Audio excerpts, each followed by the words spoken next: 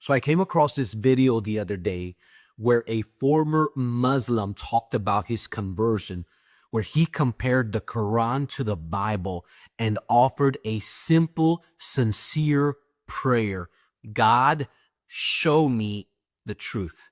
I want you to watch this video for yourself. So I go back to my apartment and I don't know what I'm doing. So I pull out the Quran and the Bible and I say, God, just give me comfort. And I open up the Quran and I start reading it. For the first time in my life, I start reading the Quran, not for liturgical reasons, but for personal guidance. And as I'm looking for comfort, I realized there is not a single verse in the Quran designed to comfort a hurting man. Not one. And so I realized this book didn't even apply to my life, and I put it away. And I turned to the Bible. I said, I don't even know where to start in the Bible. I'd never gone to it for personal guidance either. I'd just gone to it to try to tear it down. And so I say, fine, I'll just start with the New Testament. Opened it to Matthew chapter 1. Saw a bunch of genealogies, so I skipped them. I had an excuse. I was a Muslim. I don't know what your excuse is. I skipped them.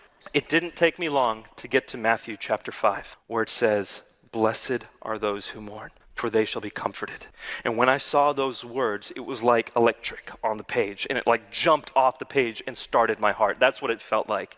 As I'm reading these words, I'm thinking, Jesus said that for me.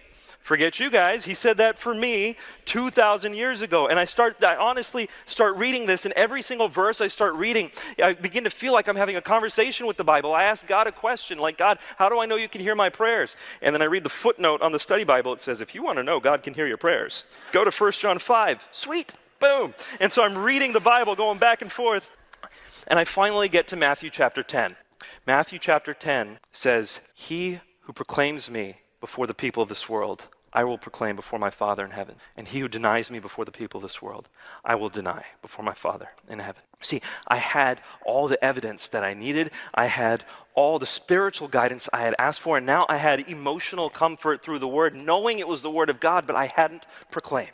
What a powerful testimony. And I'm going to ask each and every one of you to take just a moment to pray for our Muslim friends, that they will come to know Jesus as the one true Messiah. If you believe that Jesus Christ is the only way, the truth, and the life, I want you to make sure that you subscribe and follow for more.